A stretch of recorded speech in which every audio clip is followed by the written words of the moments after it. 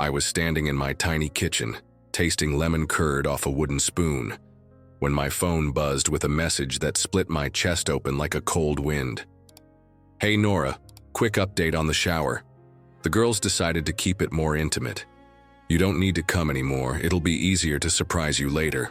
The words blurred. I read them again. "You don't need to come anymore." The curd on my tongue went sour.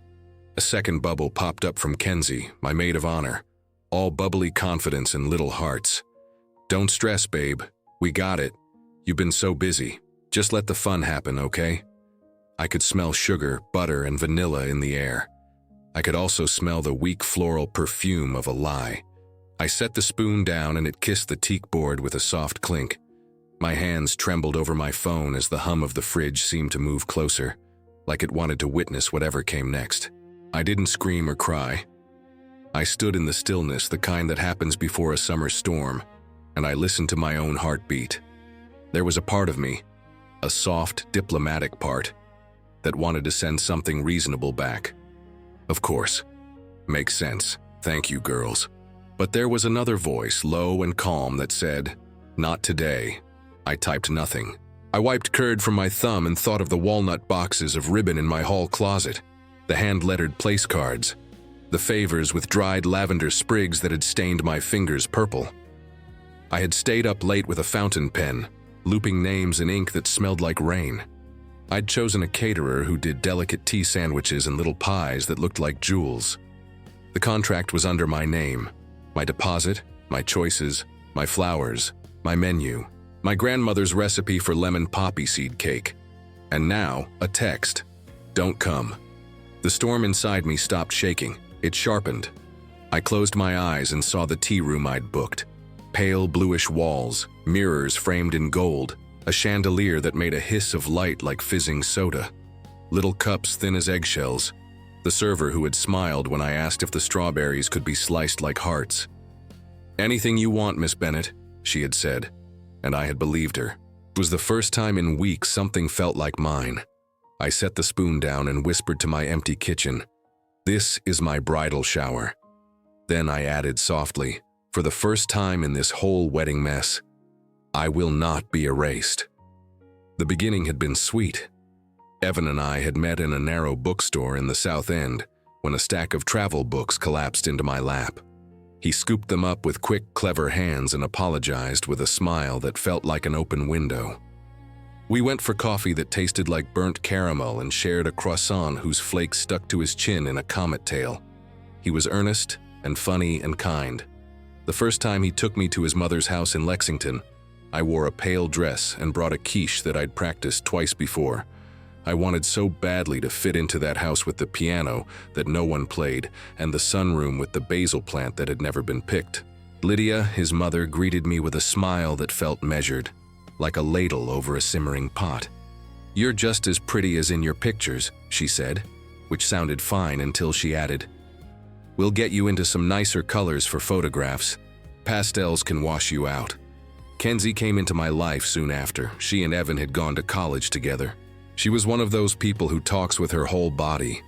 Hair always thrown over one shoulder, nails shiny as shells, bracelets that made her wrists sound like wind chimes.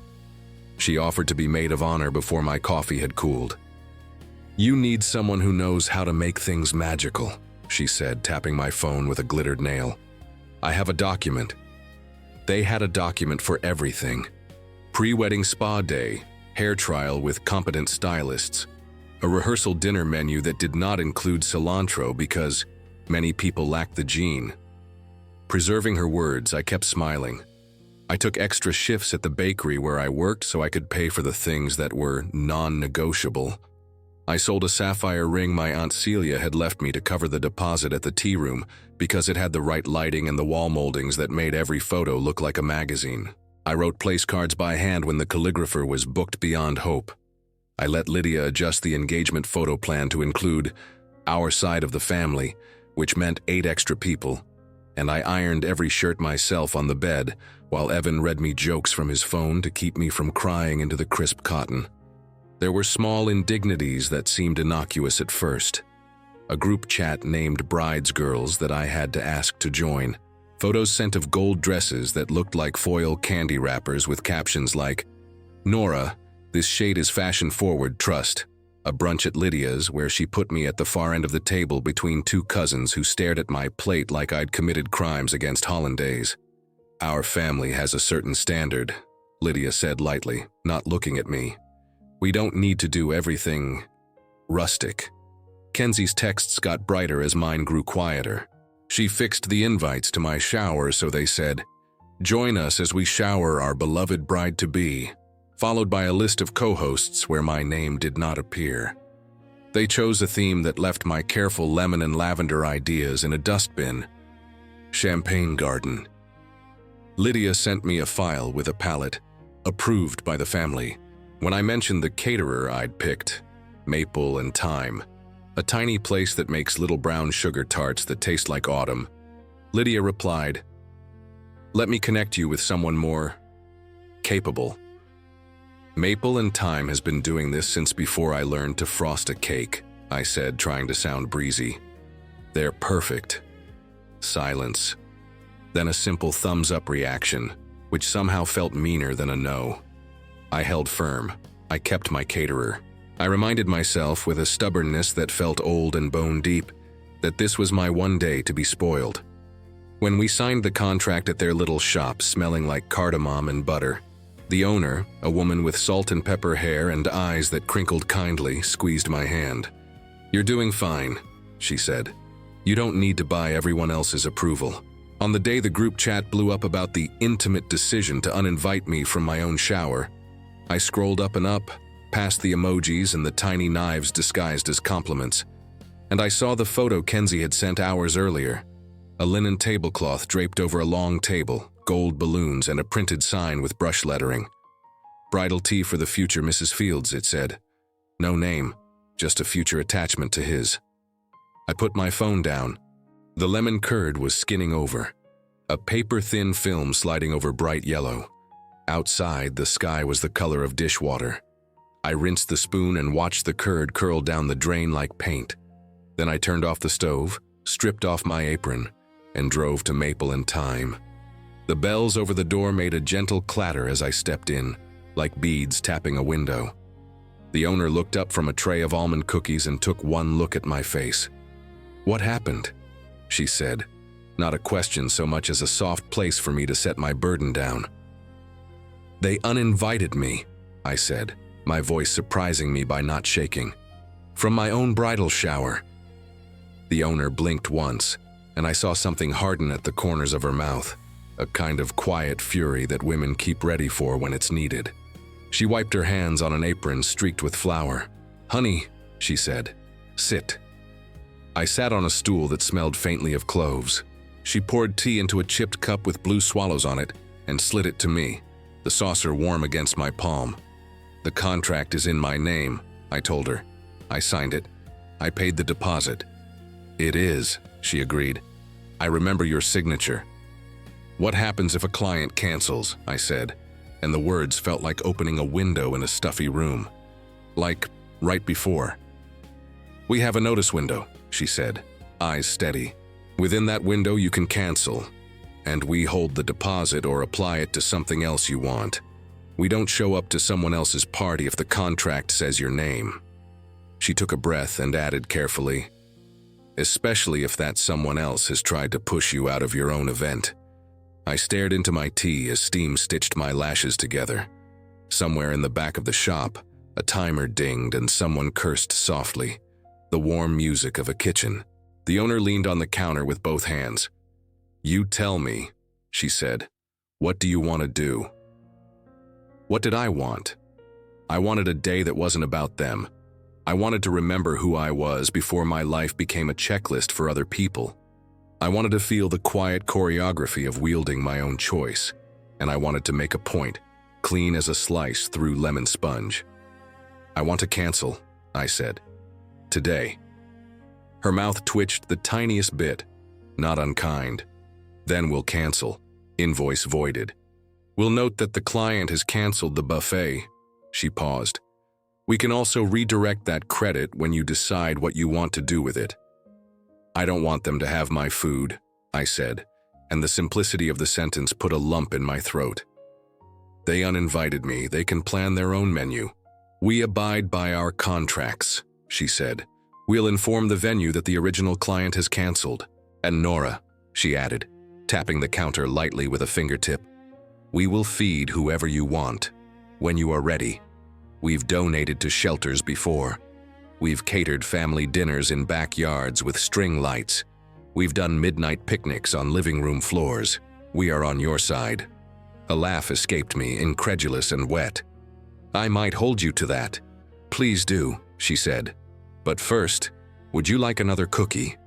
When I got back to my car, my phone was filled with sunshine and audacity and a kind of cruelty that masqueraded as efficiency. Kenzie, we've moved the shower up so the light is good for photos. Lydia, I've asked my friend Savannah to swap out the lemon cake. Lavender is more refined. I stared at the messages, then I scrolled to a different thread, the one with Evan. I typed, "We need to talk." He called me almost immediately, and his voice came through like someone opening a door in winter and letting in the cold and clean. "Hey," he said. "What's wrong?" "They uninvited me from the shower," I said, because I was done making it pretty. "Kenzie and your mom. They said it would be more intimate." Silence. Then a sound like a chair being pushed back fast. "Are you kidding?" he said, voice low. "They told you that." "Texted," I said. "Send me the screenshot," he said. I did. He didn't talk for a moment. When he spoke, his voice was different, quieter and somehow more dangerous. "This is not okay." "I canceled the buffet," I said. The words slid into the world like a knife being set very gently on a table. There was another silence, this one full of air. Then slowly he said, "You canceled your own order." "They uninvited me," I said, and my voice finally started to shake. "I canceled what was mine." There was a click, and I pictured him sitting at his kitchen table, the one with crumbs permanently etched between the boards, rubbing the back of his neck like he always did when he was thinking too much. "I'll meet you," he said. "If they want a shower without a bride, they can clean up their own mess." He showed up at my apartment with his jaw tight and his hair messy from his hands. He took one look at my face and pulled me in, the kind of hug that pins the world back up where it belongs. He smelled like laundry soap and a little bit of rain. We sat on the couch where we had planned the seating chart, where we had argued gently about whether his cousin's new boyfriend counted as serious enough for a +1. He asked me to show him everything. I did. The texts, the edits, the moments when I had laughed and pretended not to be hurt. He read, and as he read, his mouth became a thin line I didn't recognize. "They've been doing this in the open," he said, almost to himself. "It's easier that way," I said, wiping my face with the sleeve of my sweater. "You don't have to whisper if you're certain you're right." He stood up so fast a pillow slid to the floor. "We're going to the tea room," he said. "Right now." "Now," I echoed. "Now," he said, and his voice didn't shake. "I'm done letting them make this look normal." The tea room looked like a photograph almost ready to be taken. Balloons, white hydrangeas in heavy vases, napkins folded into little waves, a banner with cursive that made my teeth ache. But behind the loveliness, I could see the seams, a cluster of women gesturing with urgency, a man in a black vest checking his watch, Kenzie on the phone talking fast with her mouth pulled tight. When we walked in, Lydia turned and smiled in that way that doesn't reach her eyes. "Nora," she said, surprise feathering around the edges of my name like frost. "We were going to do something later." "You uninvited me," I said, and the way the room went quiet made every hair on my arms rise. Her smile wavered. She reached for a napkin and folded it into a smaller square, then another. "It was a misunderstanding," she said. "We were just—" "You sent a text," I said. "Kenzie sent another. You didn't want me here." Kenzie hung up and stepped forward, all warm and apologetic. "Babe, listen. This is just the pre-shower. We were going to—" "Stop," Evan said, and his voice cut through the room like a clean line of light. He put his hand on the small of my back. the way someone might put their hand on a breaker box before flipping it off. You don't get to rewrite this, you disinvited her. We were trying to make it special, Lydia snapped, the kindness she wore fleeing like a scared thing. You're so sensitive, Nora. You get overwhelmed. We thought… I held up my hand. Don't, I said. And the quiet that followed felt like the exact center of a spinning coin. You decided my boundaries for me. You asked me to be small so your pictures would look big. You made rules with my name on them and forgot that I exist. Behind her, a man in the vest cleared his throat. Excuse me, he said, looking apologetic. We're a little confused. The caterer said the client canceled. We don't have food listed for this event. Kenzie's head snapped toward him. What do you mean canceled? She said, and the sharpness of her voice cracked across the room, all the gloss gone. The man glanced at his clipboard. The invoice was canceled by Nora Bennett, he said. It's her contract. You could feel it. The tilt. The sudden knowledge that the ground had always been a firm surface in the dark. You just had to be brave enough to put your weight on it. Kenzie looked at me like I had thrown a drink in her face. Color crept up her throat. You canceled the buffet. I met her eyes. They uninvited me from my own bridal shower, I said quietly. I canceled the invoice. It landed. People were listening. The banner looked ridiculous. Lydia recovered first. She always did. Well, she said briskly, rolling the napkin into a tight tube. We'll improvise. We'll have someone run to the store. We don't need a fussy caterer to pour tea. You don't, I said. You're very capable. Don't be petty, she hissed, low enough that only a few of us could hear. People will remember this. I hope they do, I said. And for the first time since we started planning anything, I felt nothing but relief. Evan took my hand. We're leaving, he told the room. Eat hydrangeas if you're hungry. We're done pretending this is for her. Kenzie took a step forward, then stopped. Evan, she said, her voice slipping into a register she used when she wanted the world to be malleable. I was trying to help. She doesn't know how these things are done. Lydia lifted her chin. We have a way our family does events. There's a standard. Evan's face softened into something like grief. He spoke to his mother the way a man speaks when he's stepping over a threshold he doesn't want to cross but knows he must. Mom, he said, this is not about a standard. This is about respect. You cannot invite people to my fiancée's party and then uninvite her. You can't take her choices and call them messy. You can't call cruelty organization. You're overreacting, she said, the last personal favorite of the careless. When you have children, you'll understand. He absorbed the blow. Then he stood taller. When I have children, he said, I hope they never learn that love looks like control. We turned and walked out, and the room went hollow in my wake. My heart thudded in my ears, but the air outside smelled like rain finally deciding to fall. In the parking lot, Evan paced with his hands fisted in his hair. I'm so sorry, he said. I should have seen this sooner. I kept thinking they'd adjust. I kept hoping it would calm down. That's on me. I'm sorry. His apology had no props. It didn't ask me to change shape. It just hung between us, true and tender. We can still have a day, I said. It just doesn't have to be here. He stared at me, and then he laughed. A short, surprised sound. Where do you want to go? I thought of the owner of Maple and Thyme, her hands dusted with flour, her eyes kind. I thought of the quiet backyard of our friend Lila, with string lights like pearls and a dog that always rested his chin on your knee.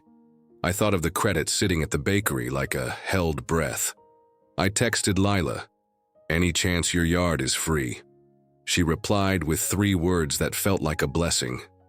Get over here. By the time we arrived, Lila had pulled a few battered folding tables from her basement and draped them with mismatched cloths that smelled faintly of cedar and lemon cleaner. She put a bowl of cherries in the center of one, a plate of cut-up peppers on another. The dog dropped a slobbery tennis ball at my feet and leaned into my shins with a groan. I texted the owner of Maple and Thyme on a whim, more a wish than a plan. We canceled the tea room, I wrote. Would you be able to help me feed a backyard full of people if I promised there would be laughter? and no one would call your tarts rustic. Her reply came fast. "We'll be there," she wrote. "Give us an hour." We didn't end up counting who came. Some of the women who had been at the tea room slipped away and arrived at Lila's with flushed faces and apologies tumbling out of their mouths like unspooled ribbon. "I didn't know," one said, eyes wet. "I thought they were treating you like a princess." A cousin of Evan's, one of the few who'd smiled at brunch, wrapped me up and whispered, "This is better." A breeze knocked the string lights gently. We played a silly game where I had to guess which spice was which with my eyes closed. I kept getting cinnamon wrong and laughing about it. The owner of Maple and Thyme pulled up with her son and his girlfriend, balancing platters that made the whole yard smell like butter and thyme. She handed me a tart and kissed my cheek. "No invoice," she said. "We'll apply your credit to a dinner after your wedding, or to a shelter if you like." "Both," I said, throat thick. Evan toasted me with a paper cup of lemonade. "To Nora," he said, "to the woman who reminded me that calm isn't the same as kindness." I looked at the people I loved, at the dog snoring under the table, at the strings of lights reflecting in the tarts like landing lights. For the first time since the first decision made without me, I sat back and let joy fill my bones. It felt like warm water and good bread, and a hand finding yours in the dark. That night, my phone vibrated itself across my dresser.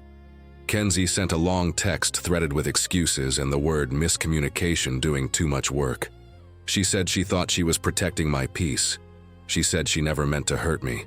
Then she asked, gently, carefully, like someone standing on a frozen lake, to keep her role in the wedding.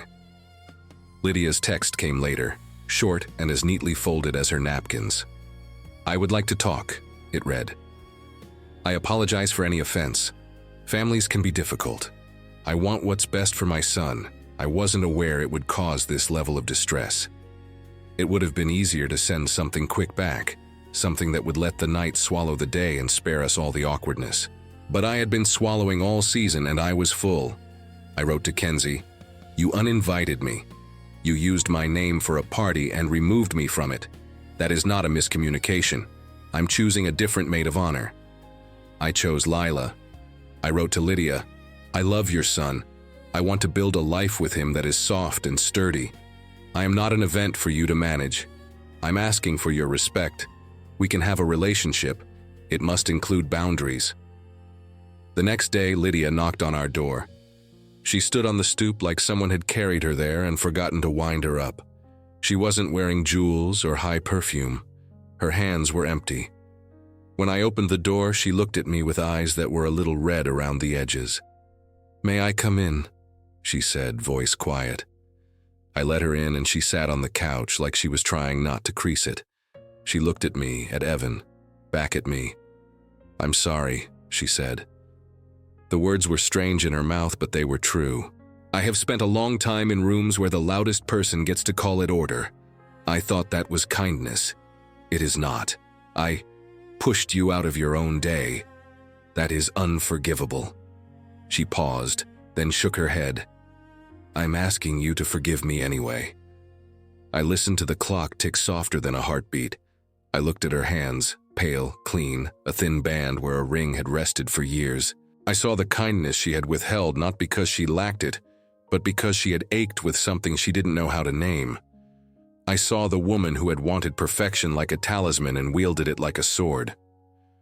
"I can forgive you," I said, and felt it lift something from my chest. Forgiveness doesn't mean we reset to how things were. It means we do better, or we don't do this. Tears slipped down her face and she didn't swipe at them. She nodded, a little broken. "I would like a second chance," she said. Evan exhaled a breath I didn't know he'd been holding. He took his mother's hand and squeezed it. "You get one," he said. "Only one." We got married in late summer in a park with oak trees that made lace out of the light. Maple and Thyme lined a picnic table with pies that looked like sunsets. Lydia wore a dress the color of soft sky and let her hair curl without attacking it. At the reception, she took the microphone and said, "I am learning to love people the way they want to be loved." And then she clicked it off and gave it back. Kenzie wasn't there. She sent me a small wrapped box with a note that said, "For the record, I did want the best for you." And inside was a silver cake knife. I placed it in a drawer and didn't throw it away. A few weeks later, we took the credit we had held at Maple and Time and brought dinner to a women's shelter near the river. We carried in tubs of soup that smelled like rosemary and bread that steamed when it tore, and lemon tarts that glittered under the kitchen lights. The shelter director, a woman with a braid like a rope over her shoulder, hugged me and whispered, "You would be amazed how often joy arrives in a takeout box." I thought of the tea room and the banner with no name. I thought of the backyard and the dog pressing his chin on my knee. Someone asked me later if it felt like revenge. "You canceled the buffet. You canceled the invoice. You left them hungry." Was that the point? It wasn't hunger I wanted. It was balance. It was the small weight of my name on my own life.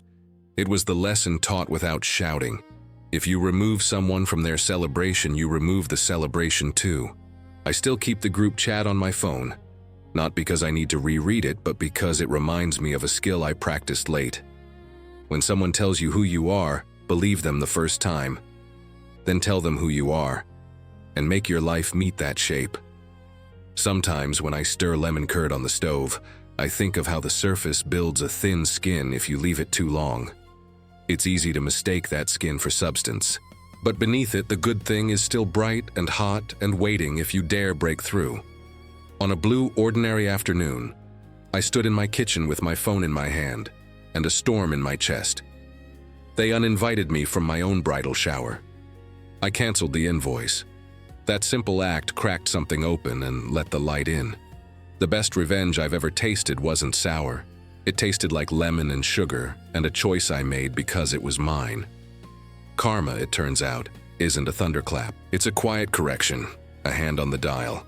A voice that finally says, without apology, no. And then, with a smile you can taste for the rest of your life, yes, this is how it's going to be. Subscribe to the channel and share your thoughts about the story in the comments. See you in the next one.